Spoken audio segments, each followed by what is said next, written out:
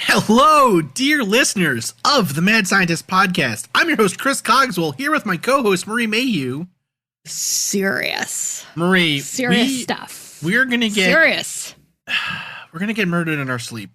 We're gonna get murdered in our sleep. Yeah. I told you I didn't want to do this. Yeah, it's gonna happen. Dear listeners, I am letting you know that we are going down the path of the one topic that I was extremely hesitant, if not reticent, to discuss. I specifically said this would be a difficult topic, potentially, if there was ever a chance for us to see the Men in Black, this would be the topic where it happens. This would be up there, right? Like, I was like, let's talk about the serial killers who dissolve their victims in acid. That'll be fine. Let's not do this. The acid bath murders would be a great episode, Marie. It's so much science. Murders. It is so much science, but no. Look what we're doing instead. What are we doing? Listeners, tell the people what we're doing. This series, so we talked about last time with Rob that we were going to begin a series on the history of modern day UFO research. And easily the most important part of that story that you're not going to get anywhere but the darkest reaches of the conspiracy internet is the story of Robert Bigelow and Bigelow Aerospace. This is a guy who famously purchased the Skinwalker Ranch and brought allegedly. I think we have to start throwing allegedly. If I'm going to be our faux legal counsel, we're going to throw allegedly. We're just going to throw a big old allegedly before everything we say here. Hypothetically, if one was to purchase a paranormal plot of land in Utah, it could be that. It is no exaggeration to say that somewhere in every single major UFO event of the last 30 years, Robert Bigelow is involved somehow. He's like the Kevin Spacey of UFO conspiracy world. There's always seven, it's even closer than Kevin Spacey, dude. What is that one? That's Kevin Bacon. Oh, whatever. Oh my God. Whatever. It doesn't matter. No, you just alienated. Okay, come back to us, dear viewers. Okay, sorry. Don't hold it against him. 7 degrees of Kevin Bacon. Yes. Okay, 7 degrees of Kevin Bacon.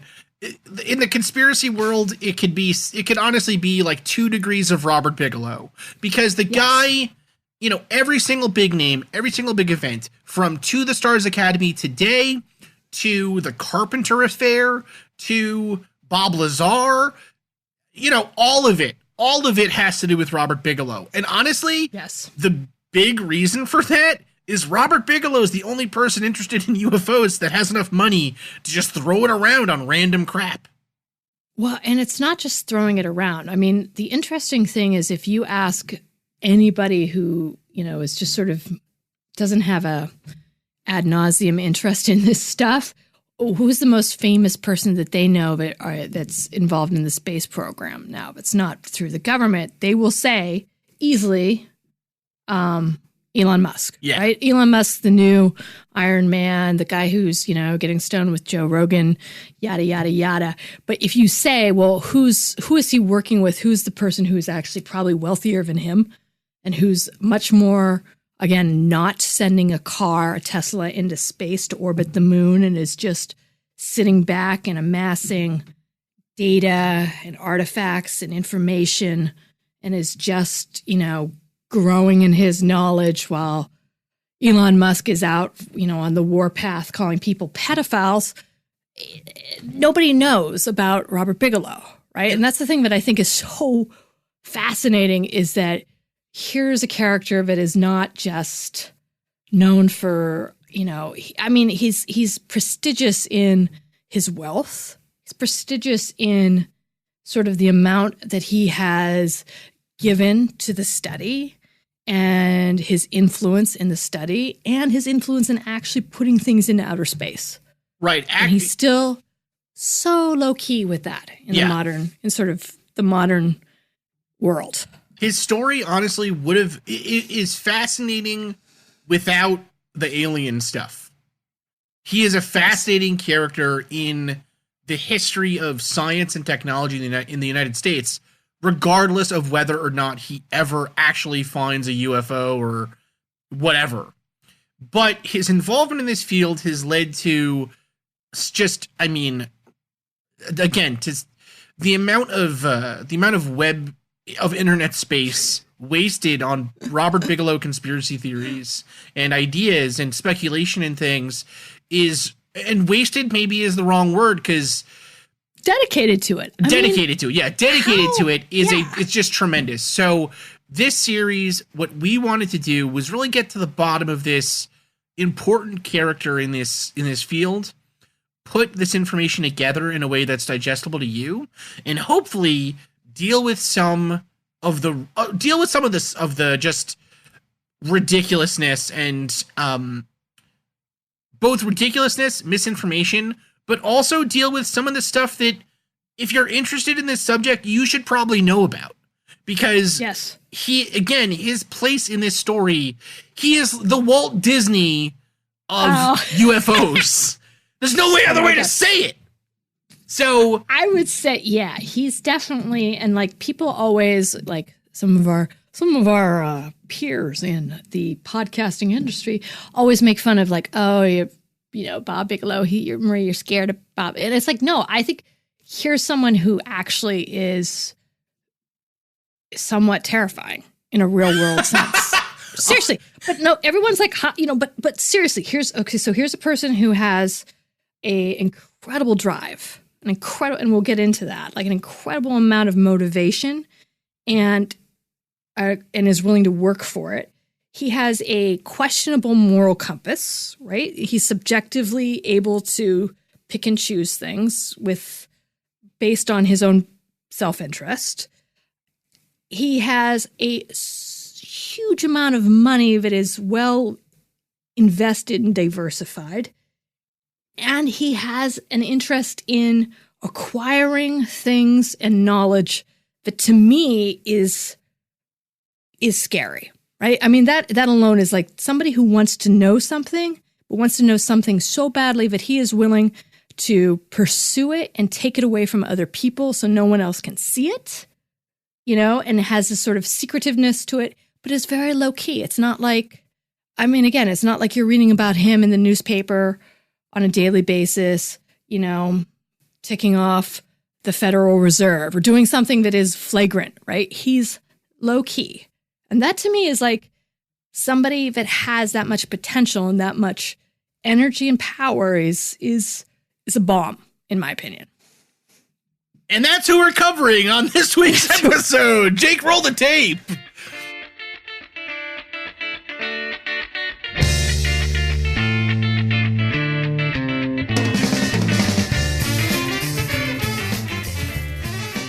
Okay, the first thing I want to cover here, honestly, is just how Robert Bigelow is this is a real person. He has a family, he owns a house and a bunch of property. Like, this is a real person.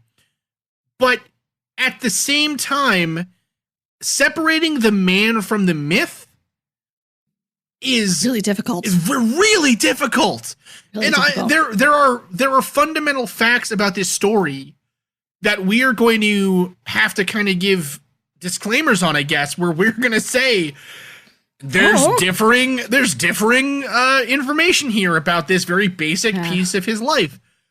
Part of that is because of how carefully he's been able to this is a person who, in all other ways,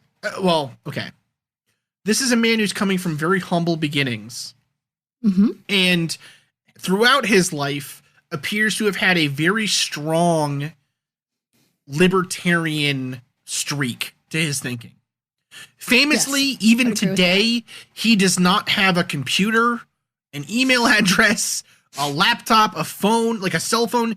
Famously, he doesn't use any of that stuff in his business. And he's building stuff for the International Space Station. And the man doesn't have a computer at his desk.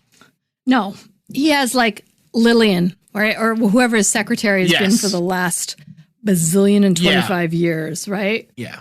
So crazy. Okay. So finding information on this person is a real challenge. And so there's going to be some speculation here. There's going to be a little bit of stuff. Allegedly. Right. There's going to be a lot of stuff where we say allegedly, where we are going to have to point out that this is conjecture or this is our own idea.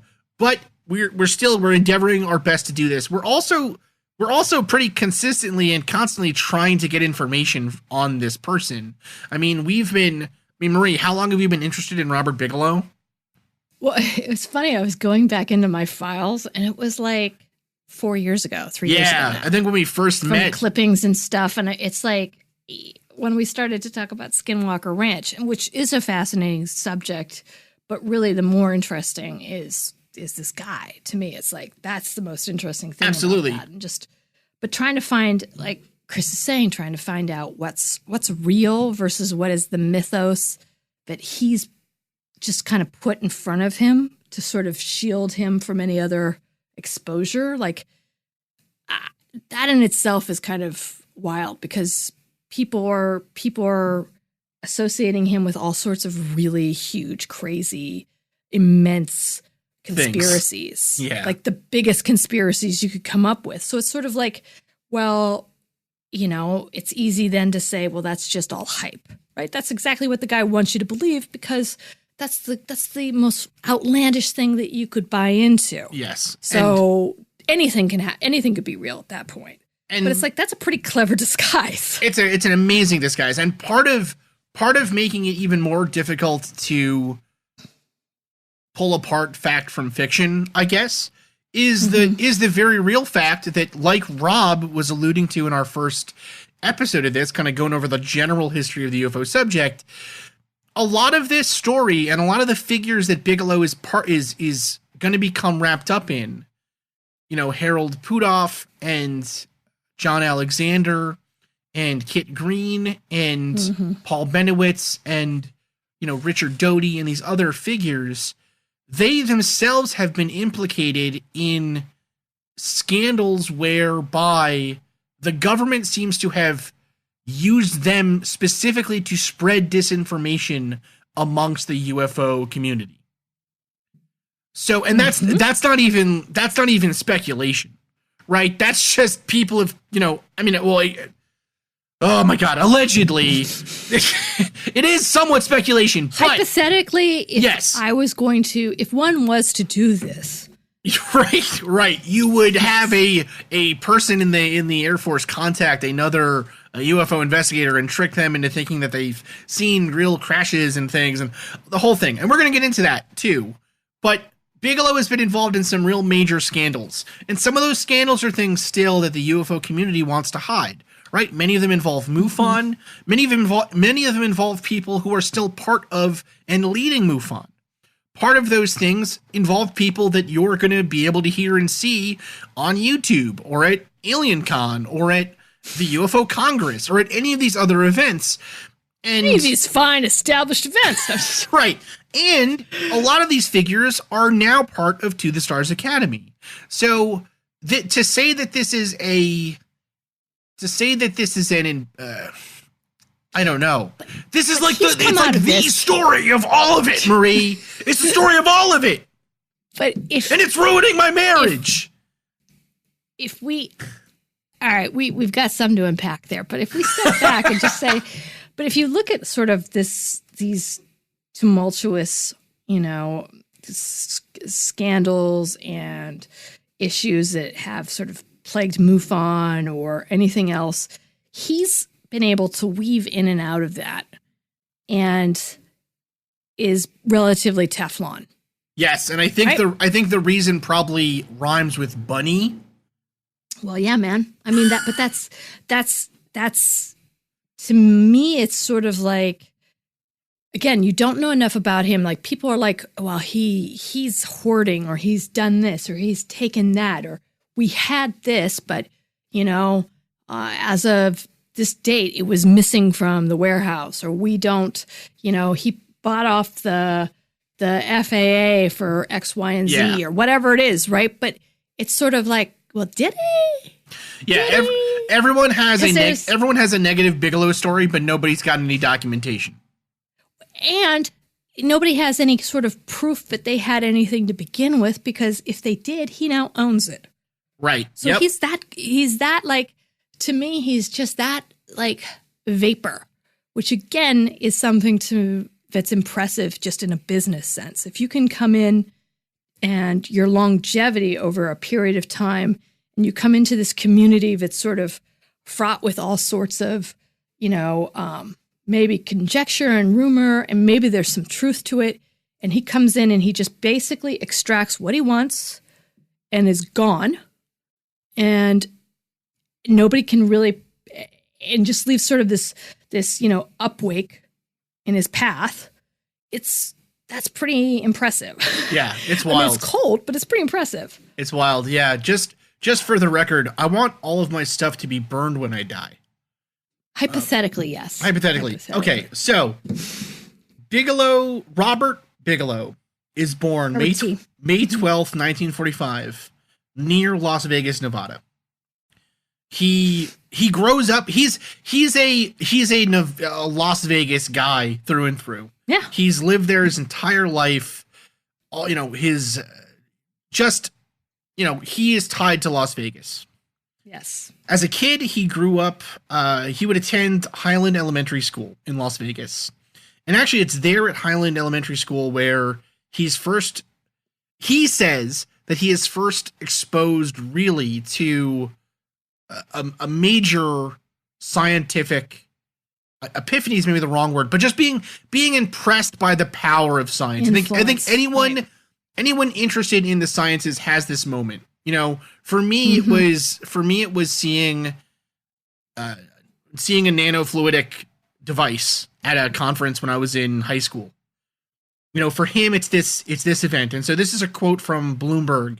And again, as always, all the notes on this are going to be available. We'll put them in the, we'll put them on the website, and we'll put them in the show notes. But so this is the quote from a Bloomberg article here. Quote, Robert Bigelow was no more than 9 years old when he heard his first atom bomb explosion. He was upstairs in his bedroom in a 2-story brick house in Las Vegas. There was a low rumble in the early hours in the morning. A bright flash seared the horizon. All of a sudden, Bigelow remembers, it lights up like daytime. After that, there were dozens more explosions out on the Nevada National Security Site, just 75 miles away in the Mojave Desert. During the day, he and his classmates at Highland Elementary School were often sent out into the playground to watch as mushroom clouds roiled 40,000 feet into the sky. The atomic tests were Bigelow's first encounter with the wonders of science. As he grew up in the Las Vegas of the early 50s, then still a small town, foretastes of the space age transfixed him. Exotic jet planes screaming overhead from Nellis Air Force Base, and stories of UFO sightings were counted by friends and family. At 12, Bigelow decided that his future lay in space travel, despite his limitations. I hated algebra, he says. I knew I was no good at it. So, he resolved to choose a career that would make him rich enough that, one day, he could hire the scientific expertise required to launch his own space program. Until then, he would tell no one, not even his wife, about his ultimate goal. It took more than 40 years, end quote. What an amazing origin story. I mean, he might as well have just gotten bitten by a radioactive spider. Right! And this is one thing about this guy, because he is so carefully controlled. Cinematic. Yeah, because he is so carefully controlled, everything said about him, we have no idea if that is true. It makes sense. The timeline works. He did go to this school. He did go to this school. This base was there. They were doing these atomic bomb explosions. Other people in Las Vegas at the time were able to see these. All of that makes sense. It's just such an interesting thing, right? I mean, it's so science fiction-y, though. I mean, the idea, again, that he's upstairs in his bedroom playing with jets in this, kind of traditional 2-story brick house. And then, there's the rumble and the flash of light. And it lights up like daytime. I mean, come on. That's Spielberg. It's pretty amazing. But it is also like, again, so there's sort of two stories in there. There's sort of, for his origin stories, the big origin story, there's like, I've broken them into three, which is, again, the atom bomb, his general love of science, which he was, which you sort of end with, which is like he's amassing wealth. He wasn't good at math and he wasn't smart enough, dang it, but he had moxie. Yeah, right? He wanted to become a space entrepreneur. He was good, persevered. And he was going to be the space entrepreneur, which is sort of, again, sort of this bootstrap, very, very vivid. But the move, like, so out of the two, like, and I would say the atomic testing is not as well known as the story that he tells most, right? Which do you want to do that one? So the other one is, so supposedly his grandparents had a UFO encounter. Yes. And this is actually going to be something that we're going to talk about this almost every time someone who seems to be too rich or powerful or, connected to get involved in UFOs. It's always the first thing I look for, because honestly, a lot of the time that's what their origin story is. Their parents saw something, they saw something, a friend, it's not as common as you would expect for people to have these experiences. However, I bet if you asked your immediate circle of friends and family if any of them had seen something anomalous, and it doesn't have to be a UFO, but just something anomalous, who thinks they've seen a ghost or has, had a dream that was prophetic. Everyone has had one of these experiences. It's just part of the human condition. We just don't talk about it to each other because we think, it's weird. We think we're going crazy or whatever. Anyways. Yeah, but his is, again. His is extreme. UFO story is, again, it is cinematic. So this is the quote here again. This is again from that same Bloomberg article, where and the article itself is called "Robert Bigelow Plans a Real Estate Empire in Space." And again, we will link it. It's from 2013. So, quote, "Of all the UFO stories he heard as a boy, Bigelow recounts one in particular that had a profound effect on him. One night in May 1947, his maternal grandparents were driving down the remote Kyle Canyon Highway, returning to Las Vegas after a trip to the mountains, when they saw in the sky ahead something they thought was an airplane on fire. But as it drew closer, they realized it was a huge and unidentifiable oval object, glowing bright red. When the terrified couple pulled over to the side of the road, it bore down on them, finally filling their field of vision, before at the last second executing an abrupt 90-degree turn and disappearing. Bigelow heard about the incident years later from his grandmother. His grandfather never liked to talk about what he'd seen. He was still bothered by it, he says, because they both thought they were going to die that night." End quote. So, but here's the interesting thing, too, is from Zach Van Eyck, from the Desert News staff writer, and the Desert News and this author, as we start to get more into the middle part of the story with Skinwalker, is one of the authors or one of the reporters that he speaks to a lot. Yes. Has a slightly different story on it. And again, I'm going to read this because I think it is almost, it kind of harkens back to, again, like a lot of tropes, a lot of cliches. The same sort of principle, but it's Bigelow's interest in the paranormal stems from his youth. At the time, Las Vegas was, by comparison, a sleepy little hamlet. There wasn't much for locals to do in the 1950s except drive down the street for an ice cream cone after dinner. One of those evening cruises, Bigelow's grandparents had a close encounter that not only had a profound effect on them, but when he was told the story 2 years later, strongly affected their 10-year-old grandson. This ball of light that appeared to be on flames was coming right at them, Bigelow recalled. They swerved the car off the road in a pretty dramatic way and kind of ducked, waiting for the impact, but there was no impact. Instead, it made a 90-degree turn. It came right at them and then went vroom. It just went the opposite direction. It not only shook them up because they thought they were about ready to die, but it gave them something to think about for weeks, months, and years after. What? Yeah, what's interesting about this story too, and listeners, Sleepy Little Hamlet in the 50s. I mean, you could feel it. Like, you could see the cars. You can see, like, the sort of, you can hear the 1950s yeah, music. you see a kid with a beanie running down the street, a little propeller hat, right, in a lollipop. You could feel it, right? And you could see sort of the big car going for ice cream. What? The interesting thing about this case for listeners who are, for listeners who are as interested in these subjects as kind of we are and that we talk about here on the show, Bigelow's family story in this time period is not common amongst people who report. Well, okay. It is not an abduction case. It is not necessarily out of the ordinary. Yes. But it is also not a solid craft. He describes a ball of light, an orb, a red-orange glowing orb, which tends to be actually one of the major cases that groups like MUFON get every year. And this event clearly has a profound effect on his view of the subject.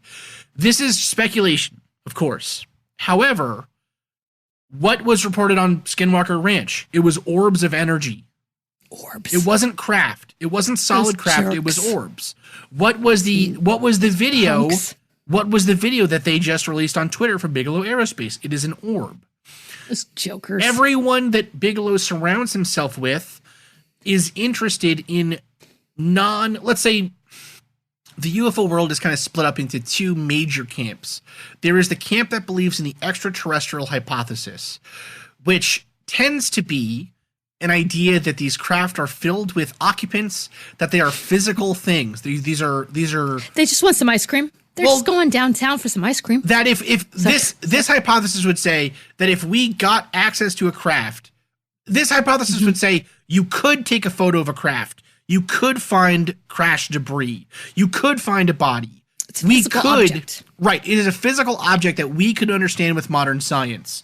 The other side of the coin, though, is more of a, what do they call themselves? Rob had a great term for them, and I'm blanking on it now from the last episode, but these are the folks who believe that this is a consciousness or it is more, I call them the metaphysical crowd. It's more of a philosophical view of things. These things are not, we don't know what these things people are seeing are. However, they appear to be something like energy beings or balls of energy, or they appear to be telepathic. They appear to be related to our conscious mind in a way that makes them difficult to capture on videotape, that makes them break the apparent laws of physics, that makes it unlikely that we would ever meet an occupant of a craft, because, to begin with, what if the occupants are the orbs themselves we're seeing? What if there is no craft? What if these things are interdimensional? Or anything else, whatever. I think you know how I feel about the orbs. I do. I think this is a very clear. I think that it's very clear that Bigelow is interested in this, or maybe not interested in, more so to the extent or the ignorance or ignoring of other data. But I think that this has a really big effect on him. I think that his grandparents' sighting of an orb, of a an energy thing, not a craft, is an important one. Yeah. Yeah, well, I think this can, with the other story of the atomic bomb. Yes. Right? Which the atomic bomb is basically, man's destruction, right? We did that to ourselves. We created something that is a mass, it's basically death and destruction, right? And so I think that that's almost, again, there's not a lot of anthropomorphizing with that. Like, it kind of has that same feel to it as an orb or as a consciousness event. Like, you're seeing something that lights up the sky. It's changing your consciousness. It's not necessarily in a good way. It's not like, but it's terror. It's this immense, it's like awe, right? It is literally the definition of being in awe of something. It's not good. It's immense. And that is what I would think is sort of the atomic bomb. I can't imagine how much more groovy Bigelow would have been had his grandparents gotten, abducted by one of, what's his face, Woody Derenberger's naked aliens from Lanulos. Hey buddy, we're going to have a party. Let's go on a love ship. Hey, Lucy, get in the car. Yeah, we're getting naked on Venus. That's not what happened to Bigelow's grandparents. No, but it's even before that. It's like Happy Days, right? Yeah. It's like, well, it's like so Spielberg. It's classic Stephen King before stuff goes really awry, right? Before the real S hits the fan. That's the setting. It's right? like I don't know. It's kind of like Leave It to Beaver meets Dr. Strangelove. Kind of. That's exactly it. So he decides. So okay, this is him as a kid. He goes to high school. All that stuff. Whatever, it's fine. His family is in real estate. His grandfather actually famously converted a single-story barn on their property into the first Bigelow apartment building. So he decides that since his grandfather did it and his father, Robert L. Bigelow, did it, he would also go into real estate. So, but his dad was better known for carpet sales. Oh, interesting. That's where his dad got the money. Oh, yeah, another.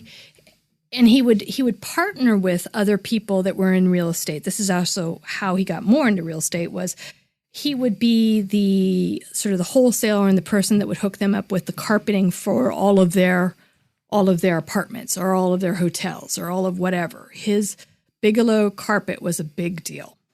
Man, so again, very lucrative. If but for the grace of God, Bigelow would have gotten big into upholstery or something and not space travel. Man, life is weird. There's just so many. There's so many. I don't know. But the weird thing, I will say this about this story is it's like there is no alternate, right? There's no alternate path. There's no other timeline for Robert Bigelow that whatever that he's constructed. And maybe I'm sure that there probably was, but in the self-construction of his own narrative, it's like this is where it turned on for him, in one of these stories. And that is the path that he went down. I mean, he came out of his mother's womb. He saw a mobile thing as a baby, one of those mobiles that had stars and planets on them, and he was like, "I will go to space," and that was how he did it. That was the plan, right? But it's sort of like again, Wild. there's not a lot of anything countering this narrative. Like there's not a lot of and then he just sort of, bummed around and read Jack Kerouac for a few years trying to find himself. Yeah, he's not that guy. No. Right? There's no Kerouac. There's no On the Road Again. He's not a hippie. There's not a lot of introspection. Is that even a word I'm thinking of? Introspection. Yeah, introspection. There's no consideration I'm doing this. Yeah. So or doubt that we are seeing in any of this narrative either. No, not at all. That's a good point. So, 62, he goes to the University of Reno, decides he's going to do banking and real estate, and eventually will graduate, but not from the University of Reno. He'll graduate from Arizona State University in 1967. However, when he graduates, or as he graduates, before he graduates officially, his father, Robert L. Bigelow, will actually die tragically in an airplane crash. Mm-hmm. So this part of the story is, I think, I am blown away by it and just flabbergasted at the way that, again, the universe works in these weird ways sometimes. So Marie, do you want to give us the kind of the lowdown here on this story? So his father was returning from Los Angeles in a small aircraft with 3 other people, the pilot himself and 2 other businessmen, well-known businessmen who were sort of in the same industry as he was. So again, he was still known for carpets and carpet sales. Yeah, so the people were, just to fill this out, were the pilot was James L. Gordon. Yes. So it was James L. Gordon was the pilot, Robert L. Bigelow, obviously, and then two of his business associates. Mr. Dale Lightenberger, and I believe the other person was Carrington, right, from the carpet company. Yes. Yes. So these individuals were on construction. This plane. Yeah, and they were coming back. They had just reviewed construction in Los Angeles. They're in the plane. Something goes awry. Like Gordon is piloting the plane. Something happens, and it crashes, killing all on board. This crash happens in 1962. So the year actually that Bigelow enrolls at the University of Nevada.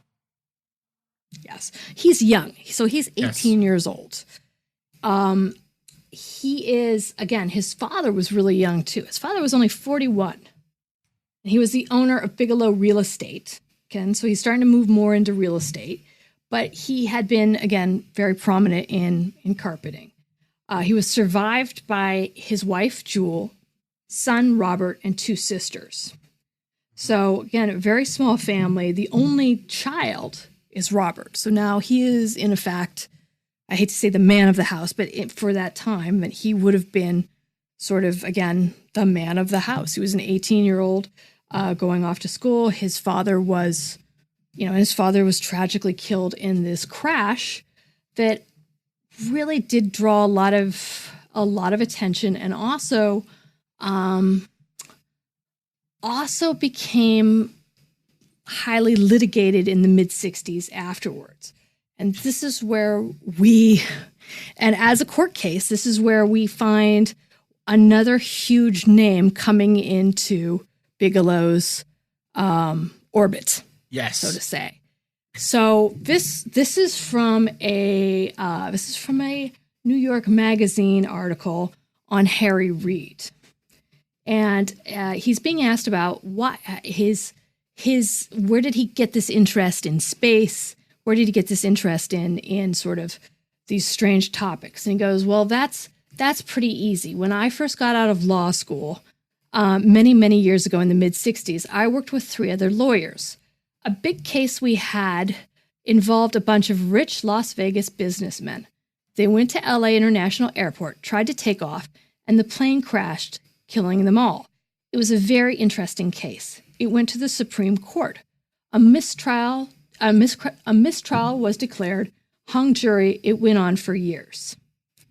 One of the people who was killed in that plane crash was a guy by the name of Bigelow. He was not as wealthy, but he was a wealthy man in Las Vegas who ran a carpet company, Bigelow Carpets. His son was 18 years old when the crash occurred. He's a central figure in all this. I didn't know him, but when he was a young man, he heard the story from his grandparents driving down from Mount Charleston. And then Harry Reid goes into this, I don't know, like, where's the ice cream in Mount Charleston? But okay, so driving down from Mount Charleston, that's a 12,000-foot mountain just 10 miles out of Las Vegas, where they saw something in the air. This so-called flying saucer, for lack of better description. It piqued his curiosity. And then he goes on, it piqued his curiosity, right? So it's like, so again, totally kind of, again, very different, but sort of the same. It's about the grandparents. And it's Harry Reid. So again, dear listeners, if you don't know who Harry Reid is, Harry Reid was the Senate Democrat whip for a number of years during, during the 90s and the early 2000s. He had a very long, illustrative career. He was a relative, middle of the road Democrat. Yeah, he was. Yeah. And heralded from Nevada, right? Yeah. So he goes on to describe Bigelow. Yeah. He says he became a very wealthy man. I mean, extremely wealthy. Side note, for Harry Reid to be calling someone extremely wealthy, he's got wealth. During the time he had some money, he said, I would like to know more about this. He would have had several times a year at his big office here in Las Vegas, knew how to make money buying and selling real estate. He would pay for these seminars, these conferences. He would bring in scientists, academics, a few nutcases. That's a bad way of talking about some people, but you know, people who really were, in my opinion, kind of on the fringes. And then it gets even, and then it's just like it's just, again, this is the convergence of all kinds of tropes at this point. Probably the number one TV journalist in Nevada was a guy by the name of George Knapp. He and I were friends. So let's just pause there for a minute.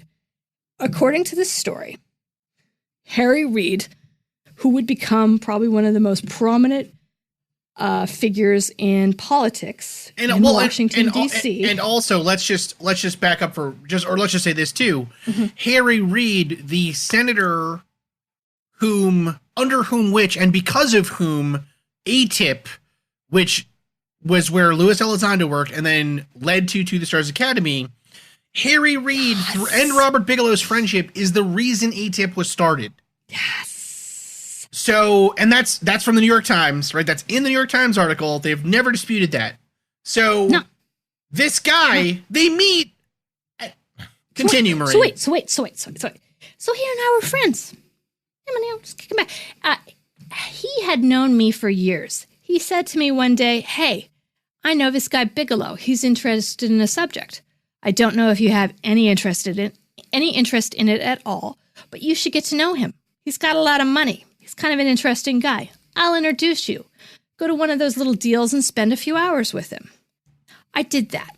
It was really fascinating, quite frankly, because there were people trying to figure out what all this aerial phenomenon was. Bigelow knew that I was interested. Continues. I've always been a voracious reader. So anyways, to make a long story short, good job, Harry Reid. He started to send me tons of stuff. I mean, tons of stuff. I read it. A lot of it was nothing that interested me. They re-examined and re-examined the crash in New Mexico that happened down there, and everybody knows about that. Everybody knows anything about that subject. It was repetitive, so I didn't care. But there was some stuff that interested me. And so then he goes into this relationship that he has with Bob Bigelow. And he says, I'm in Washington in the Senate. And Bob Bigelow calls me. I kept in touch with him over the years.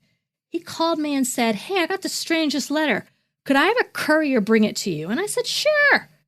He didn't want to send it to me over the lines for obvious reasons. Yeah. It's like, again, it's sort of like spy drama. It's a spy drama. It's ridiculous. It's sort of a spy drama, but basically what the letter ends up being about is about a ranch in Utah. So the gist of this article from New York Magazine basically sets up a few things. It sets up that Harry Reid knew Robert Bigelow and Robert Bigelow's family when Robert was 18 years old. Yes. He then says that he didn't really know him, that was his first contact, or that was his first knowledge of Bigelow. But then, years and years down the line, he got to know him through George Knapp. Now, here's where I have a little conjecture. I'm just going to throw this out there, is that Harry Reid is not a unintelligent person and is relatively calculating. And he would know, as a politician or a flourishing politician in a state like Nevada, who wealthy people were. Because even if they weren't the same political party as him, they still would probably have some shared interests, or he would be able to, leverage them somehow as perhaps donors. One of the most wealthy people in that state is Robert Bigelow. So to say that he had no knowledge of who Robert Bigelow was before he was introduced at one of these, kooky little parties where he went and met scientists and talked about some crazy stuff, to me seems a little naive. Well, on top of the fact that he knew him as an 18-year-old, when Reid himself would have been very young. It would have been in one of his If not, it would have been his first job out of law school after clerking. So I'm going to say here, right? So, okay. So, and just to start this off, right? So Harry Reid first came into the public sphere as the city attorney for Henderson, Nevada. Henderson being actually where the Bigelows are from. And so that was in 1968. He then became, He then became lieutenant governor of Nevada from 1971 to 1975. And then, and then became chairman of the Nevada Gaming Commission from 1977 to 1981. So what we're saying here, or so the timeline here would be, in 1962, there's this plane crash where this happens. By 1965, the case has already, so the case is Lightenberger versus Gordon. It has already made its way to the Nevada Supreme Court at this point, being put into or being looked at by, or rather having been represented by Reid's law firm. So this case has already made its way there by 1965. So I don't know if it's, but importantly, the Bigelows are not part of that case, right? They're only representing the Lightenbergers, not the Bigelows. So it's actually in my mind, actually, it's not that crazy to think that they might not have known each other that well at this point, because except if you start thinking about the role that Harry Reid would have in zoning. Well, and so or that's in anything else that would have to do with real estate. Yes, so let's in the state of Nevada. So at this point now, so in other words, what we're saying is there's a little bit of ambiguity in how did these two figures actually meet. Well, and that they met so serendipitously, like it's very strange. Knapp, hey, I got this guy. He likes the same stuff as you, and then a beautiful friendship blossomed. It's the beginning of it's like the end of Casablanca or something, except with the spaceship. But to be clear, at the earliest, Reid then could have gotten at the earliest that Reid could have gotten involved in this, and with Bigelow, would have probably been the mid to late 1980s. Because Reid becomes Nevada's first district representative in the House of Representatives in 1983. And then in 1987, he is elected to the Senate. So it's possible somewhere in there they started to become friends and whatever. It's just very fascinating. These two figures have been at least tangentially linked to each other's lives since 1960, right? Since 1962. Yeah. So it's pretty fascinating. Yeah, and that he listens, and that he would. The other thing is that if Robert Bigelow calls him in the Senate and says, "Hey, I want you to look at something," right? They've become. This is a senator. This is a United States senator who probably is pretty busy, or hopefully is pretty busy, and is like, "Hey, man, sure, have somebody bring it on over. Let's talk shop." Yes, that's the type of relationship. So even if they weren't friends. Reid most certainly knew who he was and most certainly would clear his calendar to talk to him. It's crazy. To hear from him. My God! Yeah, so it's all connected. So Bigelow finally graduates from Arizona State University, like we said, in 1967 and begins his career in real estate in earnest. However, somewhere in here, he gets married to his wife, not his first wife, his only wife, Diane. His only wife. And gives birth to his son and potentially a second son, but we can't really find corroboration of that fact anywhere but a single article. But yes, we know for sure that he had a son named Rod Lee Bigelow, who was born on July 30th, 1967. That we know for sure. However, that is actually documented. We found an article, and Marie, do you want to read the quote here? We found an article from the 1970s that mentions a second son, Bobby L. Bigelow. We don't know if it's L, actually. That's sorry, yeah. So, Bobby Bigelow. Yeah. It's Bobby Robert, Robert Bobby Bigelow, who is supposedly 2 years older than Rod. Yes. So it's It's the throwaway line at the end of this article from the Las Vegas Sun, June 13th, 1967, page 66. It's basically talking about how Robert Bigelow was elected to the board of directors of his Home Saving Association, which basically was a lending. How I would interpret it is it's like a bank or a lending opportunities for like a real estate developer consortium, real bank estate or developers. something. Yeah, but it's like big and it's money, and it's like, and they're also saying, how impressed they were because he was very young. He graduated in 1967, and now a mere 9 years later, or well, not 9 years, but, about 10 years later, he is now the director of this. And he was saying, and Bigelow says, I've been impressed with Home Savings, which is the name of this consortium, for some time. They gave me my first business loan, and we've had a great relationship ever since. And he's basically saying, they gave me my first loan, and now I'm the board. Yeah, now I'm the director. Sure. Which is, again, just totally a gangstar move. And then at the very end, it says Bigelow and his wife, Diane, have 2 sons, Bobby, 10, and Rod, 8. So, and again, I'm not saying like a total conjecture. I'm not saying that everything you read in the paper has been accurate. But I would say fact checking on something as simple as that you're basically putting something in the news that if you get wrong, you're going to tick off the person who is now sort of, this is a puff piece about how happy and and how extremely pleased they are. And he's a dynamic, there's a quote that says, Bob Bigelow is a dynamic young man. He has energy and knowledge, his papa, and they're just like kind of gushing over him. And he's sort of saying, they gave me my first loan. How about them apples? So I would think that they would have this detail right. And it's a pretty simple thing to check. To check, right? It's a pretty simple thing to report and check. The issue is that 2 kids. The issue is that we have not been able to find any evidence of a second son.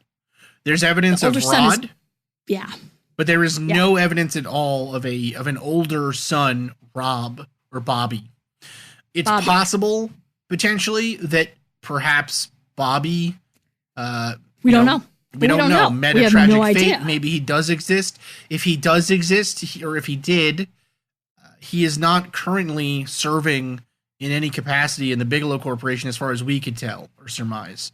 So, while other members of the Bigelow family are, so it's a little bit of a weird thing. But we're going to table it for now. We don't know exactly what's going on there, but based on everything we've seen, maybe it's an error in the newspaper, but we're not sure. Yeah, we'll try and do more research. But again, this is when, just in trying to fact check really simple things about Bigelow. His life, about Bigelow's life. Like, here's his wife. This is when they were married. This is how many children they had. It's those very simple things are very opaque. Yeah, not possible necessarily to find. So he actually initially he just cannot cut it in the real estate market at first. And so instead he decides actually to go to essentially a loan shark. So he describes it as being just above loan sharking, but just below like a hard, like a payday loan, I guess. But so he borrows $20,000 at 10% interest and 10 points in his own words. This is at 20. This is at 20 years old. He does this. And so he then sits on that money for a little bit until 1968. He basically spends 6,000 of it. He then, after he takes that money, he basically just starts buying up properties. And what he does is he buys cheap properties, keeps them livable. In his own words, basically it's, he says, quote, I caught on to how to talk to sellers and convince them to sell to me on sweat equity, little or no money down. And so what he does, and that's from Bloomberg, again, that same Bloomberg article, essentially what he does is he just buys these places, he keeps them nice, makes sure that the water works, it's got heating and, all the stuff you need. I mean, nice enough, right? Like, really, he's just... okay. Yeah, livable. Yeah. Right? These places are livable. At least in the beginning, they're livable, Marie. Yeah. Then hypothetically, so by 1970, he's made $1 million in assets. and finally has the liquid cash on hand to build the first really big construction project he'll do, which is a 40-room apartment complex, actually built on the site of his childhood home. So no heartstrings love lost there, man. No sentimentality for Mr. Bigelow there. He tore down that brick house. Yeah, tore down that brick house like he was an atom bomb. Yeah, and so essentially he's just part of a really aggressive expansion of Las Vegas. Like, he gets in at the right time, and he just starts buying stuff up and putting apartments down and everything else.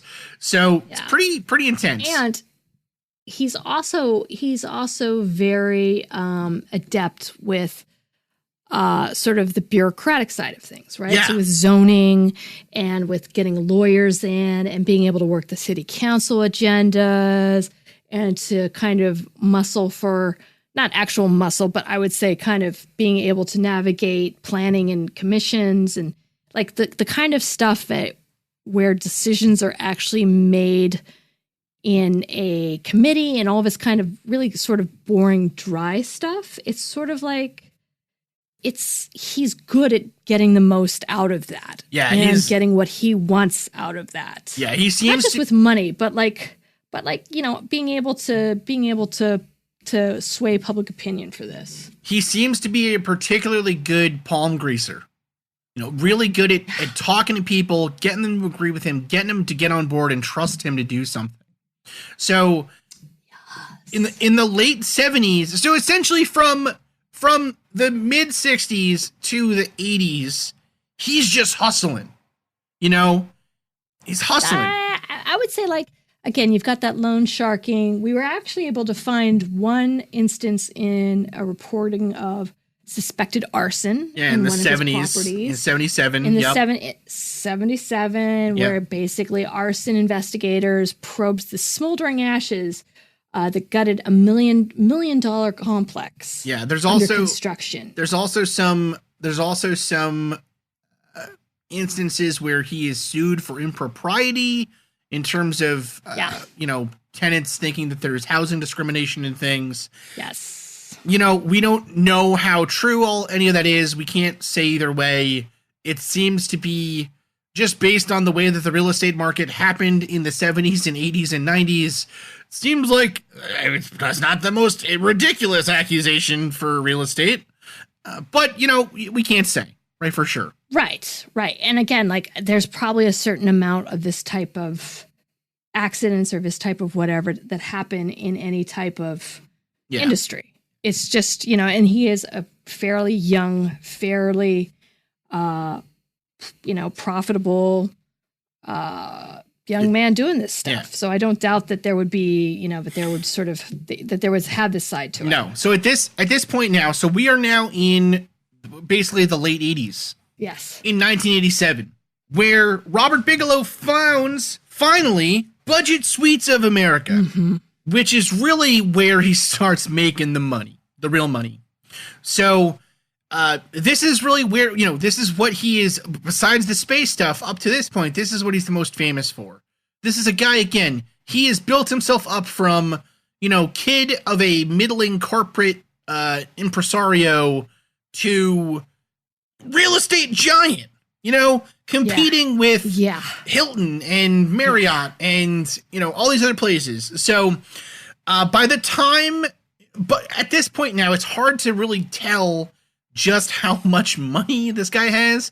But at this point, he is estimated in different pieces around the world, or different pieces around the place, whatever, that he has built around 15,000 units and purchased another 8,000 in his career as a real estate developer. So just crazy. Pretty good. Absolutely crazy. It's pretty good. And it's sort of this really transitory living for people who are coming into Vegas to work in Vegas, or going to places like Arizona or wherever where, again, maybe there's industries like casinos that you would go in and you maybe aren't going to stay there, but you need a cheap, relatively decent place to live. Oh, it's super smart. Go budget. Scientists, engineers, oil field workers, seasonal workers. These are places where you can go and basically have a house, or not a house, but an apartment kind of. So, apartment. Okay. At this point now, we're in the 80s. We're in the mid to late 80s. So like 85, 86, 87. This is where Robert Bigelow starts funding weird crap. This is where it starts to happen, Marie. It's finally happening. Well, yes. Or this is where it becomes more public. Yes, I think yes. the argument could be made that as he's expanded his empire within, the industry, property development, he's also looking for other things as well. He's also cultivating other interests. Yeah. So this is from an article in the Wall Street Journal. This is an interview that he gave. Here again, we're gonna link over to it. It's called "Real Estate Mogul Reaches for the Stars." So this is a quote from there. Quote. Before he began bankrolling UFO study, Mr. Bigelow says, he prepared himself by reading 60 books, scouring used book sales for UFO literature from the 50s and 60s. Starting in the late 80s, he personally interviewed about 200 people who reported encountering UFOs. Eventually, he built a network of scientists, ranchers, and law enforcement officials who give him tips on UFO sightings and animal mutilations. They may say Bigelow is nuts, says John Paternoster, the district attorney for a remote 3-county area in northeastern New Mexico that has a history of unexplained cow mutilations. That's just a hell of a resume. But I say he's filled a void by providing resources to get to the bottom of all of this. End quote. So, at this point now, can we just really, really quickly, can I just say, all right, so here's a man who's running an empire. Pretty much, right? In Las Vegas. You can imagine the course of his day is just jam-packed with just, his business. He still has time to interview how many people about seeing UFOs? Yeah, he said something and like... go to garage sales?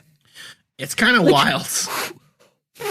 When does he sleep? There's this sort of again, I think that is one of the things that really is, I am both in admiration of and very uneasy about is it doesn't seem like he has ever let up on anything. No, it's always at this breakneck pace that doesn't seem one sustainable, but the man is now in his 70s and he doesn't seem like, but it kind of freaks me out because again, I can't find my car keys. Just wait till we get to the glass door reviews, any given morning. It's I know, but right? But it's there is this sort of this drive that's just so he's not only just interested in learning more about UFOs or about whatever the phenomenon is.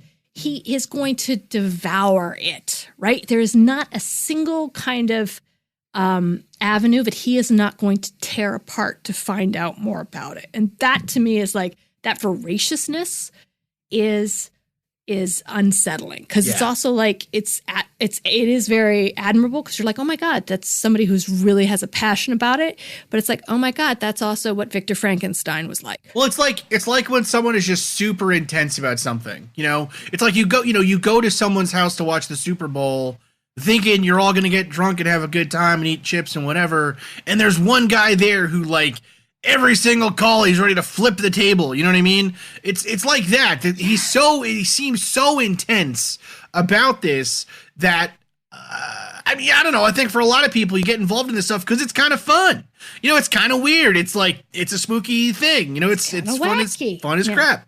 All right. So, in particular at this point, so we know that Bigelow is in the scene, at least, of the UFO world. In this time period, in the milieu of the UFO world, kind of the big names at the time are, Stanton Friedman, John Carpenter, right? John Schuessler, these people, Bob Lazar is going to be a big name that'll come up here again. There's all these people that are really starting to make, or the names that you can think of, right? Linda Moulton Howe, George Knapp. Yeah. These are the people that are going to be important. And it turns out that Bigelow has been involved with almost all of them in one way or the other. So in particular, we have documentation of a couple of them. So for instance, he ended up founding a company, a short-lived company with Bob Lazar. The company, and these documents actually made their way onto the internet some time ago, and you can still find them. We'll link them over. But so the company is called the company is called Zeta Reticuli Corporation, and so it lists Robert Bigelow as the main shareholder, then Gene Huff and Bob Lazar. Gene Huff and Bob Lazar being friends with each other. And then, and of course, Gene Huff helping to produce Bob Lazar's documentary and things like that. And then Pamela J. Boucher, who is part of a lot of Bigelow Enterprises. I can't tell if Pamela is a real person or a fake name. Bigelow has a couple of different names that get attached to a lot of his corporations. Another one is Ricky Golightly, that appears to be a real person. Who is a real person, but it's so hard to it's hard to parse, right? Bigelow uses that Golightly, seems to give that Golightly name a lot for all of his companies. And is he really involved? Is he just a name that Bigelow uses? Right? It's hard to pin it all down. But anyways, the idea here, some of the ideas here were that this would be a company that would allow Lazar to get the funding he needed through Bigelow to basically reverse engineer Element 115, right? Lazar's big claim. However, the program went completely kaput when it became obvious that Lazar was a goddamn fraud. So this is a quote from Jacques Vallée in Forbidden Science. Quote, Bob Bigelow once created a company with Bob Lazar, the Zeta Reticuli Corporation, to exploit the wondrous supposed properties of Element 115. Lazar exhibited a substance that was light, foam-like, and almost weightless, hinting it would revolutionize energy and propulsion. The cooperation only lasted until the day Bob noticed a container of Lazar's secret sauce in a corner and recognized it as a commercial emulsive product. End quote. Other arguments have said that Lazar tried to pass off an aerogel, which again is a type of material that we have known about since like the late 60s, early 70s-ish, somewhere around there. That again, it's solid like a rock, but it's extremely light because it's very, very porous. There's not a lot of density there. However, regardless, Lazar and Bigelow only worked together for a very short time before Bigelow discovered that Lazar was full of it and not worth funding. Yep, and he took his money elsewhere, right? Yes. I mean, and again, it's like he doesn't suffer fools. Yeah, and there's not and for to say or think, in my mind, Bob Bigelow not funding your UFO project after having funded it for some time is the biggest condemnation of that project. This is a guy. That's probably the death knell. Yeah, that's not good, right? It does not look good for Bob Lazar. So that's not good. And we have our own views on Bob Lazar, right? Namely that he's a fraud. But yeah, it's good stuff. Well, I was relatively agnostic about it until we did. Sure, yeah. All right. The other, I'm on your. Another group of people that he worked with was Stanton Friedman and Don Berliner, specifically in their investigation of the St. Augustine crash of 1947. Now, this is a crash, Marie, I don't know, do you know anything about the St. Augustine crash? I have no idea. So it is the St. Augustine crash is actually a second crash that occurred during the Roswell event that not a lot of people know about. It's a super important subject. If we do a Roswell case on this show, it will be about St. Augustine. It will not be about the stupid frickin', aluminum foil in the desert shit. All right. So come on. This is actually from an article given at a QFOS conference by Stanton Friedman and Don Berliner. QFOS being the Center for UFO Studies from J. Allen Hynek. So, quote, again, this is from a Stanton Friedman piece. We'll link it as always. Quote, the only direct contact between RS and Anderson had been in a 50-minute phone conversation in February 1990 between Randall and Anderson. Friedman, after several conversations with Anderson, won his confidence and involved psychiatric social worker John Carpenter, Berliner, and various others, especially businessman Robert Bigelow, who supported an extensive effort by Friedman et al. To investigate the Anderson story. Carpenter, Berliner, Friedman, Anderson, and Bigelow all went to the PSA and searched for the site noted by Anderson on a map he sketched after a hypnosis session with Carpenter. An initial helicopter pass wound up near the actual location, found the next day by Anderson, with Carpenter following behind. Considerable testimony that backed up Anderson's case was obtained, end quote. Now, John Carpenter is going to be an extremely important figure that we are going to get to next episode. He is the seminal figure in the Carpenter affair, a huge scandal whereby Bigelow was purchasing the confidential records of abduction hypnosis sessions from Carpenter. Okay. It's just so... Yeah. Other people that he was working with during this time period are Linda Moulton Howe on the cattle mutilation studies. He's going around, right? He's working with the folks at MUFON. He's helping to have these discussions with folk, John Schuessler. A lot of the people that we are going to come to know as the NIDS team, he meets during this time period and starts getting involved with.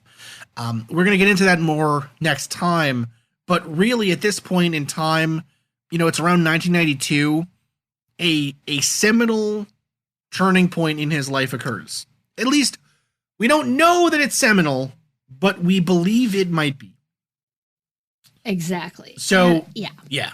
So, but he's got his day job. Like, let's not forget that. Yeah, he's still buying and building hotels and stuff and managing them and everything else. He still has an entire day job. Right. So I just don't know when he has time to do all this. In 1992, his son, Rod Lee Bigelow, dies.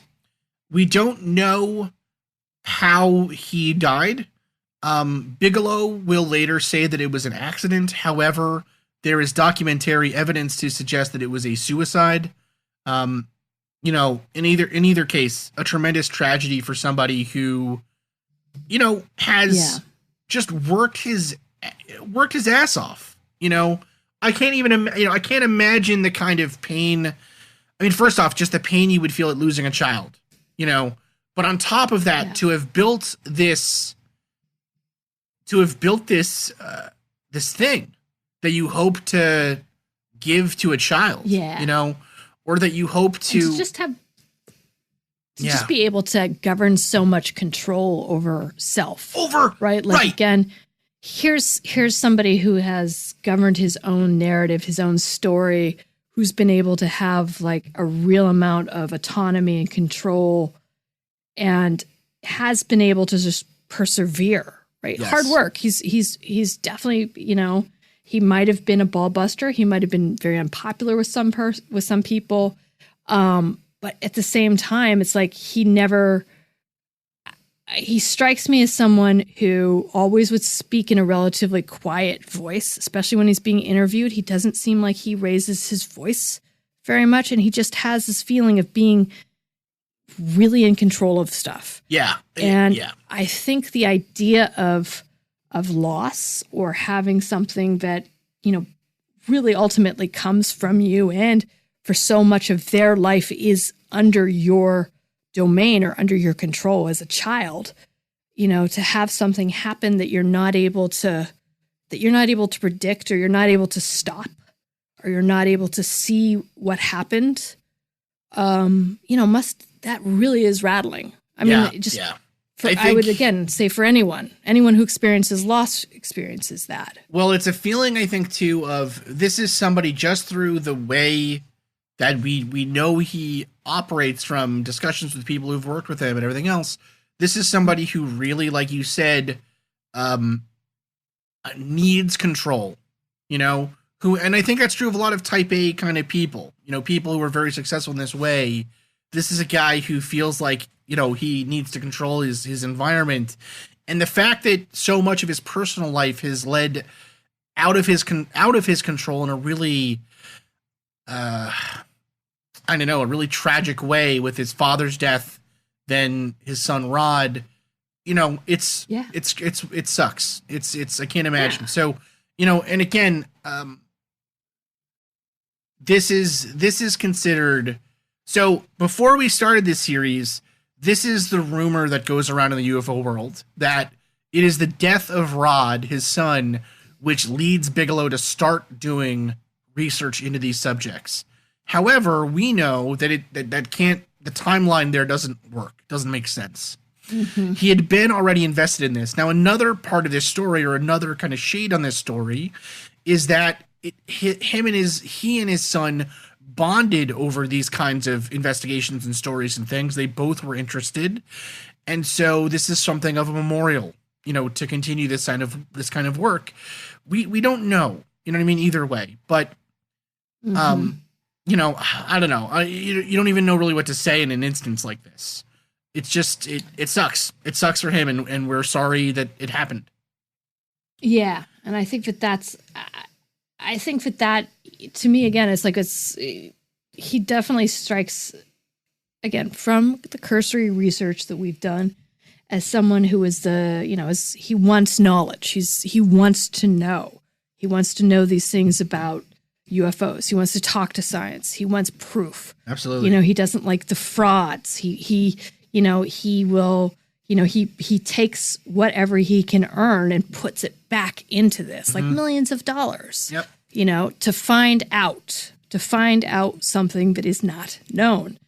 And I think that is, it's, while I don't think it's like it may not be the root cause of what started all of it. I mean, the idea is that really the most unknowable, or the greatest unknowable thing is the mortality of yourself and the ones you love, right? And what happens when they are no longer there? And I think that to me is like, even if he wasn't answering it after, I think that was the question that, again, what is beyond our knowledge? What is beyond the veil of us knowing, or the beyond of our experience? And how can I find that out is something that, that's, again, beyond the consciousness. And so I think that's a huge thing. Yeah, absolutely. And so that part of it, like that Maria's hinting to, that perhaps maybe this wasn't the thing that started his interest in UFOs. However, this does appear to have been a catalyst into his looking into more non-UFO related subjects. And by that, we mean things like life after death, or consciousness, or, these sorts of things. So we have some quotes here. So, quote, this is from Jacques Vallée, again, from Forbidden Sciences, Volume 4. And actually, this has really gone over well in a blog by Keith Basterfield, which we'll link in the show notes. But so, quote, this is again from Jacques Vallée. So, quote, Bob became fascinated with survival research after his 22-year-old son died a few years ago in the desert, end quote. And again, survival research here means survival of consciousness, right? Survival of the soul, whatever you want to call it. Another one from that same Wall Street Journal article we mentioned earlier, quote, the 1992 death of Mr. Bigelow's son may have increased his interest in the great beyond. A few years later, Mr. Bigelow and his wife, Diane, donated $3.7 million to establish the Bigelow Chair in Consciousness Studies at the University of Nevada, Las Vegas. It is a rotating chair that goes to prominent life-after-death researchers. Mr. Bigelow says his wife, who declined to comment for this story, shares his convictions about extraterrestrial life, but doesn't have his zeal for the hunt. She's a believer, Mr. Bigelow says. She just says, so what? End quote. Yeah, he doesn't say so what. No, he doesn't. It does not strike me that he's capable of so whatting. No, he says I want to know what it is, and I want to buy it, and I want to own it and sell it. I'm going to own it, and it's just I don't even know about, like, you think selling it, like, I feel like that's almost like a byproduct. Like, it's more of like the. No, we're going to get into some of his. We're going to get into it. Yeah, we're going to get into some of his quotes about NASA and privatization of space. He wants to sell it. Anyways, dear listeners, so that's it for Bigelow Part 1. So we hope you've enjoyed this episode. It has been a tremendous amount of effort, Marie, to find all this stuff. It's been a lot of fun. It really has been. Allegedly. Again, this has been all hypothetical.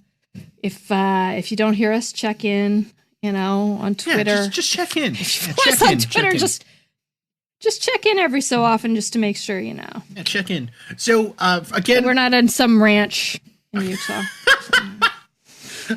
Next week, we will be back with part 3 of the Bigelow series. This time talking a little bit less about Bigelow, but a lot more about the team that he will build, which will become known as NIDS, the National Institute for Discovery Sciences, that will eventually buy the world's spookiest ranch. All right. Aww. What a time, Marie. Thank you, dear listeners. Good night. Thank you again, dear listeners, for listening to the Mad Scientist podcast. I have been your host, Chris Cogswell, joined by my co-host, Marie Mayhew. If you'd like to contact the show, please send us an email at themadscientistpodcast@gmail.com. That's all one word. You can also follow us on Twitter at MadScientistPod or at Team Giant Squid for Marie. And of course, you can see us on Facebook, on Instagram, and all over the internet as the Mad Scientist Podcast. And again, our logo is the one with the pumpkin head, so it's easy to see. Mm-hmm. If you've enjoyed the show tonight, please consider supporting us on Patreon, where the money that you give to us will help us to promote this show further, to make it better, and just to spend more time making it. Because we love doing that. We do love doing that. Our logo was designed by Carrie Shaheen. Our web design is done by Desdemona Howard. Woohoo! And our sound design is done by Jake Cardinal. Thanks again for listening. Thank you. This has been a Damn It Chippy production.